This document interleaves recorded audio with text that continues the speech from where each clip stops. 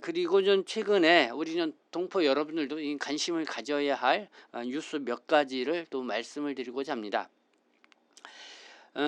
지난 2월 달에는요, 외국인 부동산 투기 방지를 위한 거래 신고를 강화하는 그런 내용이 좀 보도가 있었습니다. 지난 2월 10일. 내용이 이거예요. 이 부동산 거래 신고법 이 개정안이 이제 시행이 된다는 그런 내용입니다. 그래서 그 내용에 대해서 좀 여러분들에게 좀 말씀을 좀 드리고자 합니다. 그래서 앞으로 이 한국에서 이 장기 정착을 하게 되면은 내 집 마련 한 채 하는 것이 또 국내 거주하고 있는 동포 여러분들의 꿈일 수가 있는데, 또 이미 많은 분들이 부동산을 좀 구매를 했죠. 그래도 앞으로도 좀 구매하실 분들이 또 이렇게 좀 이렇게 부동산 거래할 때 신고를 강화를 한다고 하니까요. 그런 부분들을 좀 우리가 알아둬야 될 것 같습니다. 그리고 또 실손보험, 우리는 동포 여러분들이 한국에 오시게 되면은 뭐 국민건강보험, 이거는 뭐 당연 뭐 직장에 다니게 되면은 직장 가입자로 당연 가입을 하게 되고, 그리고 전 지역 가입자가 되면은 지역 가입자로서 또 6개월이 지나면은 국내 체류하고 이제 6개월이 지나면은 의무적으로 또 가입을 해야 되죠. 이 국민건강보험에 가입을 하더라도 또 여러분들이 이제 필수적으로 가입하는 보험이 있습니다. 바로 이 실손의료보험입니다. 실손의료보험. 이 실손의료보험이 현재 이 4세대가 이제 판매되고 있는데, 이게 곧 이 4세대는 곧 이 판매가 중지될 것 같습니다. 그래서 보니까 5월 6일부터 이 5세대가 이제는 출시가 돼서 또 이 보험계에서 상당한 관심을 끌고 있습니다. 실손보험이 이 5세대가 출시가 된다는 거는 제가 앞서서 방송에서도 한번 말씀을 드린 바가 있습니다. 근데 이제 5월 6일서부터 이 확정이 돼서 이제 모든 이 보험사에서 이 5세대 이 실손보험을 이제는 출시를 한다. 뭐 이 소식과 함께, 그러면 이 5세대 이 실손보험은 어떤 특징을 갖고 있는지 좀 여러분들에게 좀 말씀을 드리도록 하겠습니다. 그리고 제가요, 이 직업소개서와 관련돼서 이 동포의 일자리, 오늘의 일자리입니다 하고 이렇게 영상으로 이 소개를 해드린 바가 있었었는데, 알고 보니까 이렇게 영상으로 이렇게 이 직업, 취업 뭐 이런 거를 직접 이렇게 찍는 거는 이 법에 좀 저촉이 된다 그래요. 그래서 여러분들에게 직접적으로 그런 영상을 더 이상 이렇게 해드리기가 좀 어려울 것 같고요. 대신 저희 동포세계와 함께 이렇게 여러분들 동포 여러분들이 좀 믿고 좀 취업 상담을 해줄 수 있는 곳을 소개를 해드립니다. 소망 직업 속에서 이렇게 핸드폰 번호 같이 좀 나가고 있습니다. 010-9892-3438. 보니까 이쪽에는 주로 이 남녀, 이 간병인, 이쪽을 주로 많이 좀 소개를 해드리고 있고요. 회사 생산지, 또 건설 현장일, 또 요식업 식당, 가정부 청소, 매일매일 이 새로운 일자리가 이렇게 좀 소개를 해주고 있습니다. 그래서 이와 관련돼서 또 여러분들이 더 구체적인 내용을 보면은 저희 그 화면 밑에 보면은 제목 써 있고 거기에 그냥 더보기라고 있습니다. 이 더보기를 누르면은 거기 밑에 좀 더 이 소망 직업 속에서의 안내, 또 오늘의 일자리 정보를 쉽게 좀 여러분들이 알 수가 있습니다. 그래서 일자리를 찾으시는 분들은 그걸 좀 참조해서 보시면은 좋을 것 같습니다. 먼저 이 부동산 뉴스입니다. 지난 2월 10일 날 이 국토교통부가 발표한 겁니다. 외국인 등 부동산 투기 방지를 위해 거래 신고를 강화한다는 그런 내용인데요. 좀 지난 내용이지만은 그래도 이 국내에서 내 집 마련 꿈을 갖고 계신 이 동포분들 많이 계시잖아요. 특히 이제 외국인 신분으로서 한국에서의 이 부동산, 집, 아파트라든가 빌라, 또 이런 다세대 주택 구매하고자 하시는 분들은 꼭 좀 알아둬야 할 중요한 내용이라 생각합니다. 그래서 그 보도 내용 좀 여러분들에게 말씀을 드리도록 하겠습니다. 이 정부가 외국인 등 부동산 투기 방지를 위해 외국인에게 체류 자격 등 신고 의무를 확대하고 해외 자금 조달 내역을 포함한 자금 조달 계획서를 제출토록 한다. 국토교통부는 부동산 거래 신고를 강화하는 내용의 이런 부동산 거래 신고법 시행령 시행 규칙을 개정하고 2월 10일부터 시행한다고 밝혔다. 개정안의 주요 내용은 다음과 같다. 첫째, 외국인이 2월 10일 이후 거래 계약을 체결하여 국내 부동산을 매수하는 경우에는 기존에 신고하지 않았던 체류 자격, 비자 유형과 그리고 주소 또는 183일 이상 거소 여부를 신고를 해야 한다. 네, 부동산을 구매하는 경우 기존에 신고하지 않았던 체류 자격, 비자 유형이라든가 주소 또 183일 이상 국내 거소 여부 뭐 이런 거를 신고를 해야 된다는 거죠. 그래서 이 소득세법 등에 따른 납세 의무가 인정되기 위한 거주자 자격 요건, 네, 뭐 이런 게 이제는 183일 이상 국내 거소 이 신고를 이렇게 해야 된다는 내용입니다. 자, 두 번째는요, 내국인이나 외국인이나 불문하고요, 가리지 않고 이 토지 거래 허가를 받아서 2월 10일 이후 주택 거래 계약을 체결하는 경우 거래 신고 시 기존에는 제출하지 않았던 자금 조달 계획서와 이에 대한 입증 서류를 제출을 해야 된다. 그러니까 자금 조달 계획서, 그러니까 부동산을 구매하는데 그 돈이 어디서 났냐, 이거를 정확하게 여러분들이 그 계획서를 입증 서류와 함께 제출을 해야 된다는 겁니다. 이 자금 조달 계획 신고 내용에 해외 예금, 해외 대출 및 해외 금융기관 명 등 해외 자금 조달 내역이 추가되었고요. 기타 자금 조달 내역에는 주식, 채권 매각 대금뿐만 아니라 가상화폐 매각 대금까지 포함이 된다. 그러니까 이제 해외에서 번 돈을 갖고 해외에서 대출을 받은 돈으로 국내 부동산을 샀을 경우에는 그 자금 출처를 반드시 신고를 해야 된다, 이런 내용이 되겠습니다. 자, 세 번째는요, 국적과 토지거래 허가구역을 불문하고 2월 10일 이후 부동산 매매 계약을 체결하는 경우 거래 신고 시 매매 계약서와 계약금 영수증 등 계약금 지급을 입증할 수 있는 서류를 첨부해 신고해야 한다. 네, 2월 10일 이후 이 부동산 매매 계약을 체결하는 경우 거래 신고 시 매매 계약서와 계약금 영수증 등 계약금 지급을 입증할 수 있는 서류를 첨부해서 신고를 해야 한다.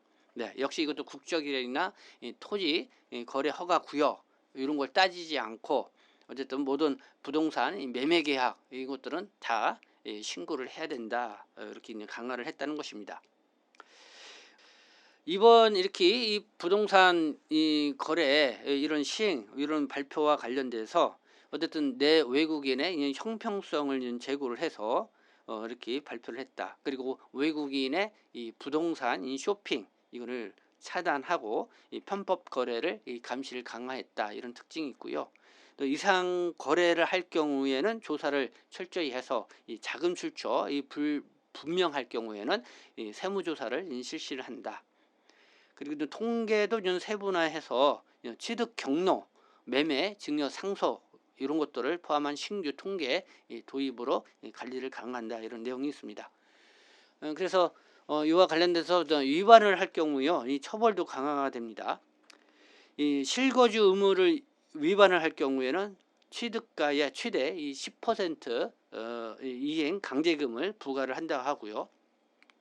그리고 허가 없이 계약을 할 경우에 2년 이하의 징역 또는 2천만 원 이하의 벌금 및 계약을 무효를 시키다, 이런 내용이 있습니다. 네, 어쨌든 이 부동산과 관련돼서 여러분들께서 꼭 알아두셔야 할 내용 여러분들에게 말씀을 드렸습니다. 네, 다음은 이 보험뉴스, 이 5월 6일부로 판매되는 5세대 실손보험에 관련돼서 여러분들에게 말씀을 드리고 어떤 특징이 있는지 설명을 드리도록 하겠습니다. 네, 보험료가 최대 40%까지 낮아질 거라고 그러네요. 근데 이 비급여, 이 국민건강보험이 적용이 되지 않는 치료, 이 비급여에 대해서는 최대 자기 부담금이 50%까지 부담이 늘어난다. 이런 얘기를 좀 말씀을 드립니다. 자, 실손보험은 이 건강보험이 보장하지 않는 급여, 이 본인 부담금과 그리고 비급여 의료비를 보장하는 상품이다. 여러분이 실손보험에 대해서 이렇게 알고 있죠. 제2의 건강보험이라 불릴 만큼 민영 건강보험 역할을 해왔지만은 일부 이 비급여 이 항목을 중심으로 과잉 진료 논란이 커지고 손해율 악화와 보험료 인상으로 이어지자 보편적 중증 의료비 중심의 상품으로 바꾸겠다는 취지에서 5세대를 출시하게 되었다. 그래서 5월 6일 출시되는 5세대 실손보험은 급여와 비급여를 구분해 보장 구조를 재편한 것이 특징이다. 우선 급여 의료비는 기존과 큰 틀에서는 동일한 구조를 유지한다. 그래서 입원 치료는 중증 질환 비중이 높고 남용 우려가 크지 않은 점을 고려해서 4세대와 마찬가지로 본인 부담률 20%가 적용이 된다. 통원 치료는 국민건강보험 본인 부담률과 연동을 해서 최소 1만원에서 2만원 또는 20% 중 높은 금액을 부담하도록 설계한다. 반면 이 비급여는 중증과 비중증으로 나눠서 차등 적용이 된다.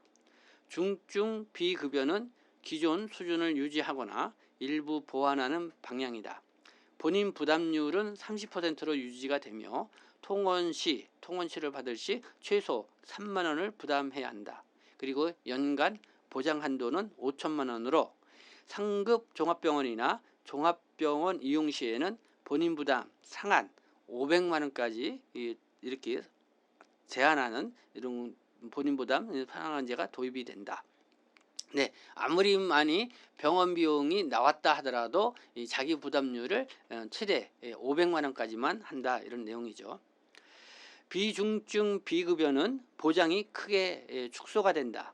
본인 부담률은 기존 30%에서 50%로 올라가고 통원 시 최소 5만원을 부담해야 한다. 보장 한도도 연간 1,000만원으로 제한이 된다. 또 보장 대상에서도 차이가 난다.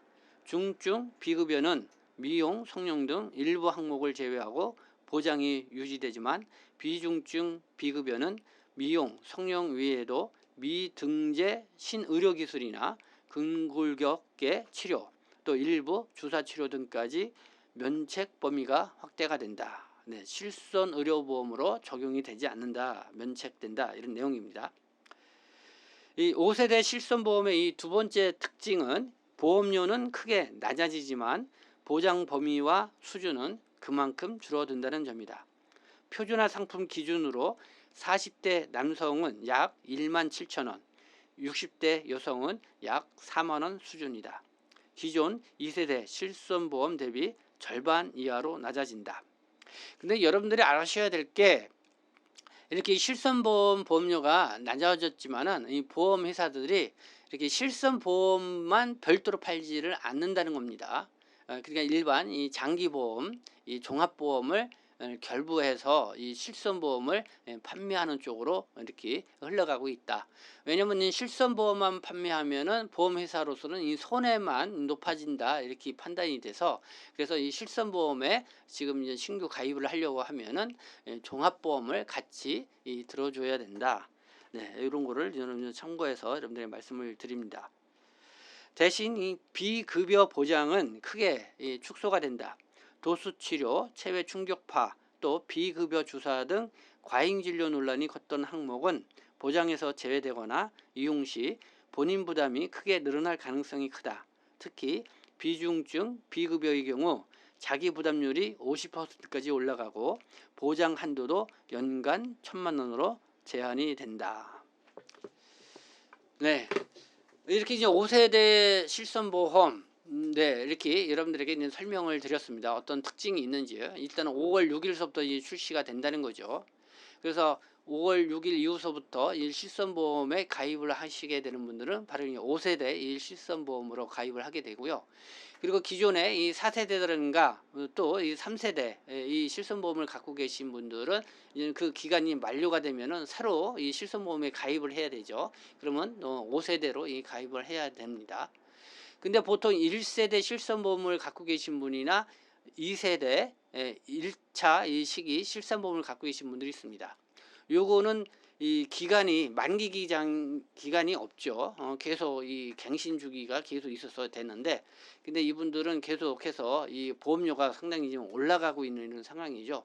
그 정부 고민도 이 1세대 실손하고 이 2세대 1차 실손을 갖고 있는 분들이 얼마나 많아 이렇게 5세대 이 실손보험으로 유도 전환하도록 유도하느냐 이 고민을 하고 있는데, 네, 뭐 이와 관련돼서 어떻게 이제는 그런 전환하는 그 사람들에게는 어떻게 할 것인지는 좀 더 우리가 시기를 좀 더 볼 필요가 있겠다 이렇게 말씀을 드리겠습니다.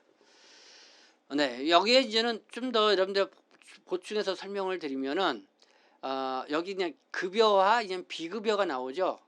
그러니까 국민건강보험에 가입을 하게 돼서 국민건강보험료로 이 치료비를 지원을 받는 거를 우리가 그냥 급여 치료라고 합니다. 급여 치료.